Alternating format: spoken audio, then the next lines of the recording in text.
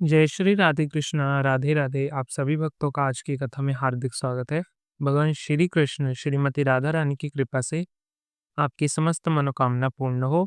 आज आप सुनेंगे आगे की कथा। ये कथा आने में थोड़ी सी देर हो गई क्योंकि मेरी तबीयत थोड़ी सी खराब चल रही थी। इस वजह से मैं एक दिन कथा रिकॉर्ड नहीं कर पाया, परंतु आज आपको पौष मास की कथा का 9वां और 10वां अध्याय सुनने को मिलेगा। तो चलिए शुरू करते हैं आज की वीडियो को। आज आप सुनेंगे सेतु बंधन कौन खोया है। ये सारी रोचक कथा आप आज की वीडियो में सुनने वाले हैं। तो कथा सुनने से पहले वीडियो को लाइक कर दीजिए, क्योंकि बाद में आप लोग भूल जाते हैं। और कमेंट बॉक्स में जय श्री राम जरूर लिख दीजिए। हो सके अगर आपको ये कथा अच्छी लगती हो, अगर संभव हो तो वीडियो को शेयर भी किया कीजिए। और अब भगवान श्री राम का ध्यान करके इस पावन और परम कल्याणकारी कथा का श्रवण करते हैं। ऋषियों ने पूछा, हे महाभा सूत जी, अनायास ये सभी कार्य करने वाले श्री रामचंद्र जी ने अगाध समुद्र में किस प्रकार सेतु बांधा? सेतु तीर्थ एवं गंधमादन पर्वत पर कितने तीर्थ हैं, ये सब हमें बताएं। श्री सूत जी ने कहा, हे मुनिवर, पिता की आज्ञा से भगवान श्री राम सीता जी और लक्ष्मण जी के साथ दंड कार्य के अंतर्गत पंचवटी में एकाग्रचित्त होकर निवास करते थे। वहां रहते हुए महात्मा रघुनाथ जी की पत्नी सीता को मारीच द्वारा छल करके रावण ने हल लिया। दशरथ नंदन श्री राम उस वन में अपनी पत्नी सीता को खोज करते हुए किशिकंधा में पंपा सरोवर के तट पर गए। वहां उन्होंने कोई वानर दिखाई दिया। उस वानर ने निकट आकर श्री रामचंद्र जी से पूछा, आप कौन हैं? तब उन्होंने अपना सब वृतांत प्रारंभ से ही उस वानर को सुनाया। तत्पश्चात भगवान श्री रामचंद्र जी ने उस वानर से पूछा, तुम कौन हो? तब उन्होंने महत राघवेंद्र को अपना परिचय इस प्रकार दिया, मैं सुग्रीव का मंत्री हनुमान नामक वानर हूँ और सुग्रीव के भोजन से मैं यहाँ आया हूँ। वे आप दोनों से मित्र करना चाहते हैं, आपका कल्याण हो। आप दोनों शीघ्र ही सुग्रीव के समीप चले। बहुत अच्छा कहकर श्री रामचंद्र जी ने हनुमान के साथ सुग्रीव के समीप आए। सुग्रीव ने उनके साथ अग्नि को साक्षी देकर मित्रता स्थापित की। श्री रामचंद्र जी ने उनसे बाली के वध की प्रतिज्ञा की और सुग्रीव ने विदेह राजनंदिनी सीता को पुनः खोज लाने की प्रतिज्ञा की। इस प्रकार प्रतिज्ञा पूर्वक परस्पर विश्वास करके वह दोनों नर राज और वानर राज प्रसन्नता पूर्वक ऋषिमुख पर्वत पर रहने लगे। श्री रामचंद्र जी ने सुग्रीव को अपनी शक्तियों का विश्वास दिलाने के लिए दुदुम्भी दानव के शरीर को शीघ्र ही पैर के अंगूठे से मारकर अनेकों योजन दूर फेंक दिया तथा एक ही बाण से 7 ताल बिंद डाले। ये सब देखकर सुग्रीव के मन में बड़ी प्रसन्नता हुई। उन्होंने श्री रामचंद्र जी से कहा, रघुनंदन, मुझे इंद्र आदि देवताओं से भी भय नहीं है, क्योंकि आप जैसे अत्यंत पराक्रमी वीर मुझे मित्र के रूप में प्राप्त हुए। लंकापति रावण को मारकर आपकी पत्नी सीता को यहाँ ले आऊंगा। तदंतर लक्ष्मण, सुग्रीव और महाबाली श्री रामचंद्र जी बाली के द्वारा सुरक्षित किंस्ती कंधापुरी में शीघ्रता पूर्व गए। वहां बाली को युद्ध करने के लिए बुलाने की इच्छा से सुग्रीव ने बड़ी भारी गर्जना की। अपने छोटे भाई की ये गर्जना बाली नहीं सह सका। वह अंतपुर से बाहर निकल आया और सुग्रीव से भिड़ गया। बाली के मूके की मार से आहत होकर सुग्रीव बहुत व्याकुल हो रहा और शीघ्र ही वहां से चला गया। जहां महाबली श्री रामचंद्र जी खड़े थे, वहां महावायु श्री राम ने सुग्रीव के गले में पहचानने के लिए चिन्ह स्वरूप एक लता बांध दी और पुनः युद्ध के लिए भेजा। सुग्रीव ने फिर गर्जना करके बाली को ललकारा तथा श्री रामचंद्र जी ने प्रेरणा से उसके साथ बाहु युद्ध प्रारंभ किया। इस समय राघवेंद्र ने एक ही बाण से बाली को मार डाला। उसके मर जाने पर सुग्रीव ने कंसी कंधा के राज्य पे अधिकार पाता। तत्पश्चात वर्षा ऋतु बीत जाने पर वानर राज सुग्रीव सीता को खोज लाने के लिए वानरों की विशाल सेना साथ लेकर राजकुमार श्री राम और लक्ष्मण के समीप आए। सीता की खोज के लिए उन्होंने बहुत से वानरों को इधर उधर भेजा।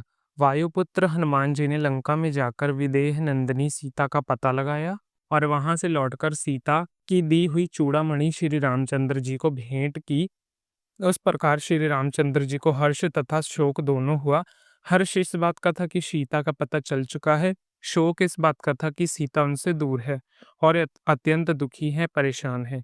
ये सोचकर भगवान श्री राम दुखी भी हुए और खुश भी हुए। उन्होंने सीता का पता तो मिल गया। इसके बाद सुग्रीव, लक्ष्मण, हनुमान, जामवाल, नल आदि अन्य वानर वीरों के साथ श्री रघुनाथ जी ने अभिजीत मुहूर्त में यात्रा की और अनेक प्रकार के देशों को लांघ कर वह महेंद्र पर्वत पर जा पहुंचे। वहां चक्र तीर्थ में जाकर उन सब ने निवास किया। फिर वहीं राक्षस रावण के भाई धर्मात्मा विभीषण आकर श्री रामचंद्र जी से मिले।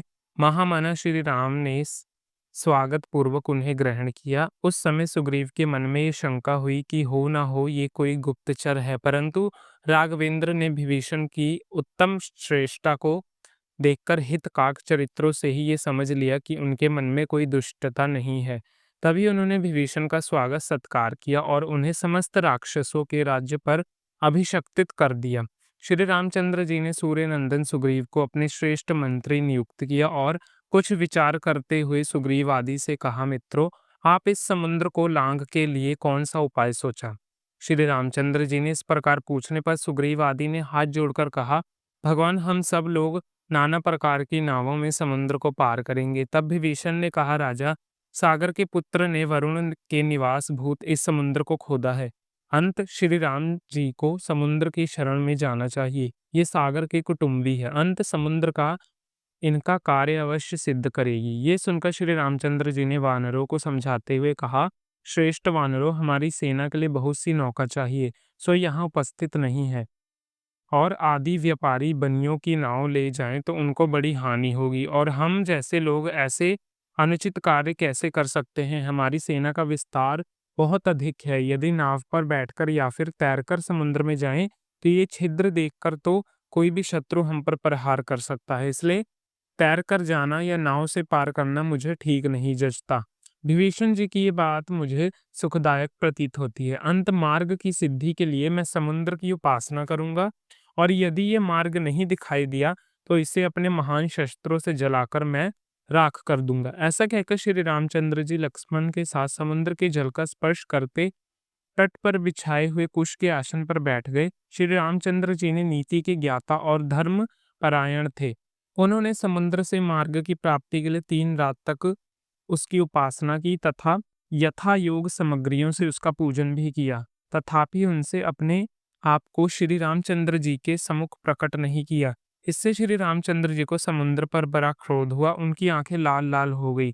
उन्हें पास ही बैठे हुए लक्ष्मण जी से कहा, सुमित्रा नंदन, आज मैं अपने बाणों से समुद्र निवासी मग्र आदि जल जंतुओं को छिन्न भिन्न करते हुए सागर के जल को क्षण भर में स्तंभ कर दूंगा, और शंख शक्ति मछली मगर आदि के सहित इस जल निधि को अमोघ बाणों द्वारा सुखा डालूंगा। मुझे क्षमा युक्त देखकर ये असमर्थ समझने लगा है। शांतिपूर्वक ढंग से प्रार्थना करने पर अपने आप को मेरे सामने प्रकट नहीं करता। ये लक्ष्मण, तुम शीघ्र मेरा धनुष और सर्पों के समान मेरा बड़ा बाण उठा कर लाओ। अब मैं सागर को सुखा दूंगा और मेरे वानर सैनिक इसे पैदल ही पार कर देंगे। ऐसा कहकर भगवान श्री राम ने धनुष हाथ में ले ही लिया। वह उस समय त्रिपुर विनाशक शिवजी की भांति अधूरता से प्रतीत होने लगे। उन्होंने धनुष को खींचकर अपने बाणों से संचार को कंपित करते हुए उन भयंकर बाणों को उसी प्रकार छोड़ा जैसे कि भगवान शंकर ने त्रिपुर के ऊपर बाण का प्रहार किया था। बाण दशों दिशाओं को प्रकाशित करते हुए अभिमानी दानवों से भरे हुए समुद्र के जल में धंस गए।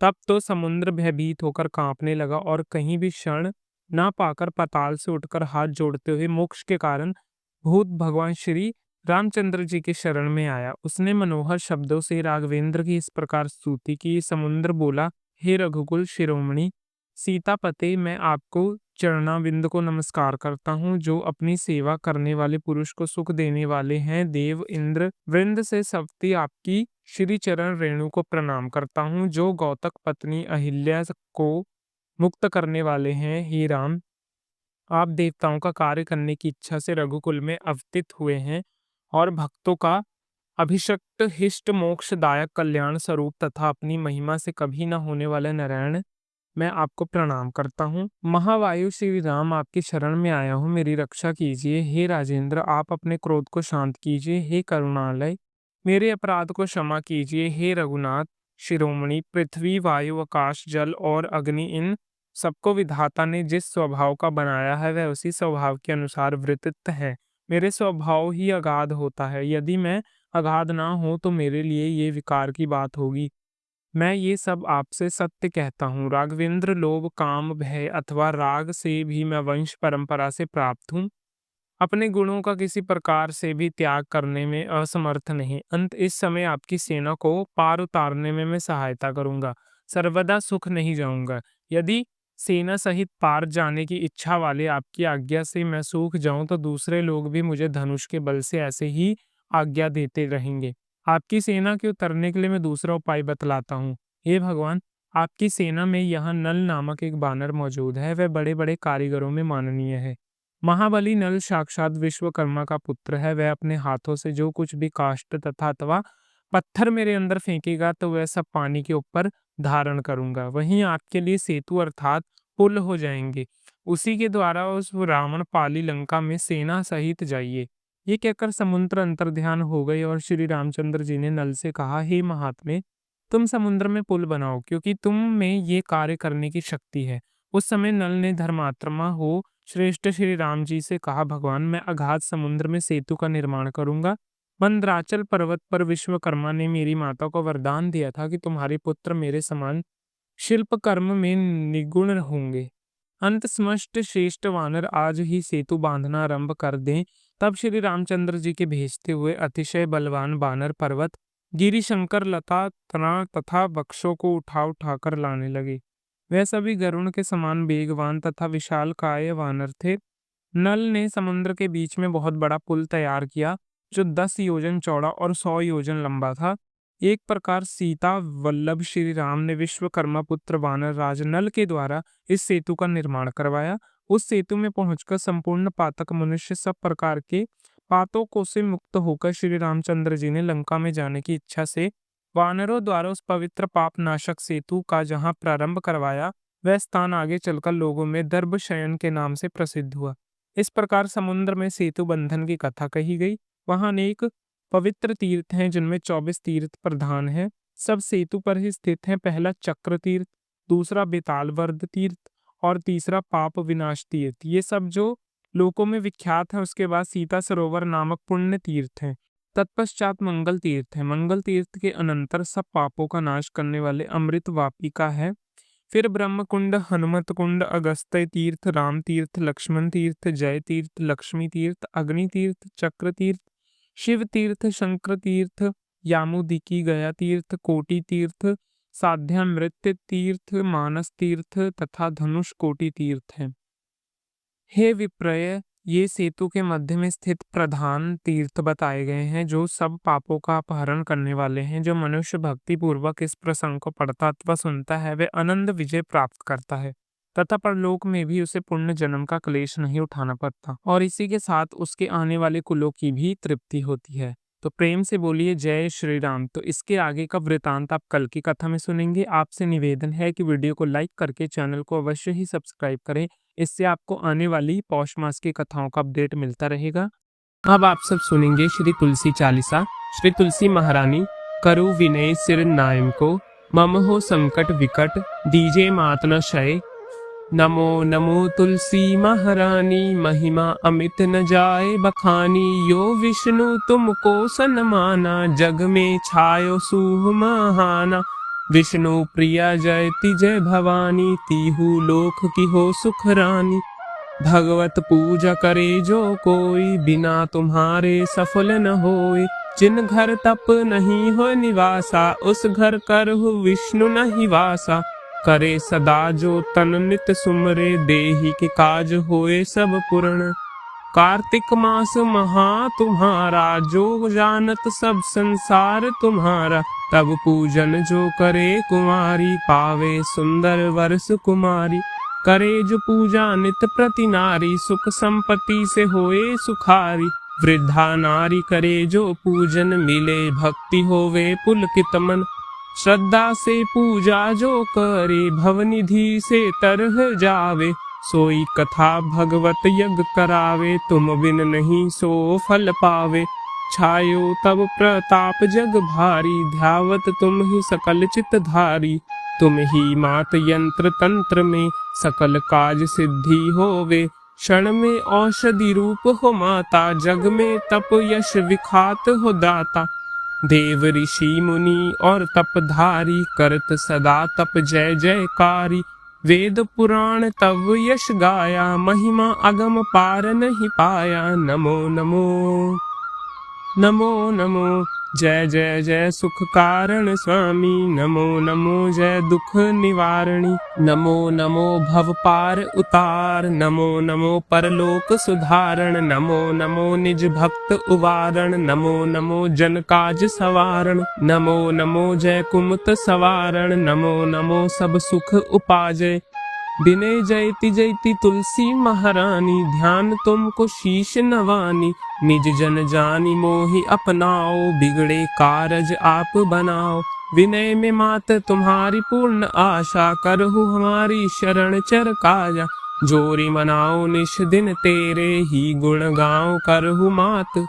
अब मो पर दया निर्मल होय, सकल मांगु मांगु मत होय। दीजे सकल मनोरथ पूर्ण, कीजे जानू नहीं कुछ नेम। जानू नहीं कुछ नेम अचारा, श्रम हो मात अपराध हमारा। 12 मास करे जो पूजा, तासम जग में होए न दूजा। प्रथम ही गंगा जल मंगावे, फिर सुंदर स्नान करावे।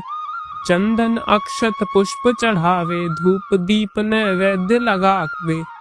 अरे आचमन गंगा जल से, ध्यान करे हृदय निर्मल से। पाठ करे फिर 40 की, स्तुति करे माँ तुलसा जी की। ये विधि पूजा करे हमेशा, ताके तन नहीं रहे कलेशा। मास कार्तिक साधन सोवे, नित पवित्र हुई जाहि कहोवे। ये कथा महासुख पढ़ होई, सुनो सुभव तर जाय न होई। जय श्री तुलसी 40 पाठ, जो कोई गोविंद सो फल न पावे। जो मन इच्छ होई कर पावे, तुलसी 40 संपूर्ण कहावे। तो इसी के साथ तुलसी 40 पूर्ण हुई। अब आप सब सुनेंगे तुलसी महारानी की आरती। तुलसी महारानी नमो नमो, हरि की पटरानी। नमो नमो तुलसी महारानी, नमो नमो हरि पटरानी। नमो नमो धन्य तुलसी पूरण, तप कीनु धन्य तुलसी पूरण। तप कीनु शालीग्राम की बनी पटरानी। नमो नमो तुलसी महारानी, नमो नमो हरि की पटरानी। नमो नमो जाके पत्र मंजरी, कोमल जाके पत्र मंजरी। कोमल श्रीपति कमल चरण, लपटा नहीं। नमो नमो नमो नमो हरि की पटरानी। नमो नमो तुलसी महारानी। नमो नमो धूप दीप नैवेद्य, आरती धूप नैवेद्य उतारो। आरती पुष्पन की वर्षा वर्षानी। नमो नमो हरि की पटरानी। नमो नमो तुलसी महारानी। नमो नमो छप भोग व्यापन, 300 व्यंजन कौन लगावत। तुलसी हरि एक मानी मनोरथ। नमो नमो तुलसी महारानी। नमो नमो हरि की पटरानी। नमो नमो सभी सखी मैया तेरो यश गावे। नमो नमो तुलसा महारानी। नमो नमो हरि की पटरानी। नमो नमो नमो नमो तुलसा महारानी। नमो नमो तुलसी महारानी। तुलसी महारानी नमो नमो हरि की पटरानी। नमो नमो नमो नमो हरि की पटरानी। प्रेम से बोलिए तुलसी मैया की जय, ठाकुर जी की जय। जय जय श्री राधे कृष्णा।